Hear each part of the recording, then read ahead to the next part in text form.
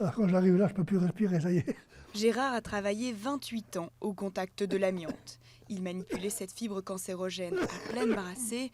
Aujourd'hui, il souffre d'une insuffisance respiratoire et le moindre effort l'essouffle. À 77 ans, il est prisonnier de cette bouteille d'oxygène dont il ne peut s'éloigner plus d'une journée et qu'il doit recharger quotidiennement. À l'époque, personne ne l'avait prévenu du danger qu'il encourait. On ne savait rien de toute façon, non. On n'était averti de rien du tout. On avait juste un petit masque pour se protéger un peu, mais c'était zéro, quoi. Quand il y avait un rayon de soleil, on voyait l'amiante, il volait partout. Dans ce coin du Calvados, c'est toute une vallée qui souffre des conséquences de l'amiante. Certains l'avaient même renommée la vallée de la mort. Cette fibre issue d'une roche a tué 5000 personnes depuis un siècle, selon une association de victimes.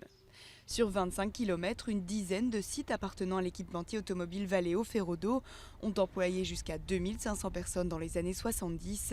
Et pourtant, la dangerosité de la fibre était soupçonnée depuis 1906. Il reste de cette époque plusieurs usines jamais désamiantées, dont certaines sont au cœur des villages, mais aussi de nombreuses décharges sauvages, comme celle-ci, derrière la maison de Guy, qui a travaillé pendant 35 ans dans les usines.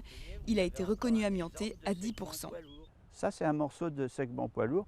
Et là, c'est que de l'amiante, parce qu'à l'époque où la décharge a été faite, il n'y avait que de l'amiante.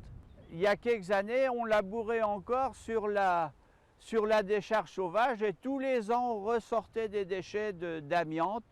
L'amiante est interdite depuis 1997 et les sites industriels ont fermé les uns après les autres. L'usine de plaquettes de frein Honeywell, qui employait 325 salariés, était la dernière encore en activité. Mais entre la crise économique et l'héritage de ce lourd passé, peu de chances qu'elle soit reprise. Personne ne va signer un document disant que c'est totalement désamianté. Donc le prochain propriétaire aura le même problème. Donc je pense que la seule solution qui va être prise, c'est de raser tout. L'usine aura beau disparaître, les blessures laissées par l'amiante dans la vallée seront toujours là. Plusieurs responsables du site, à l'époque où il appartenait encore à Valeo Ferrodo, ont été mis en examen pour homicide involontaire. Mais les victimes craignent de ne plus être là pour entendre le verdict.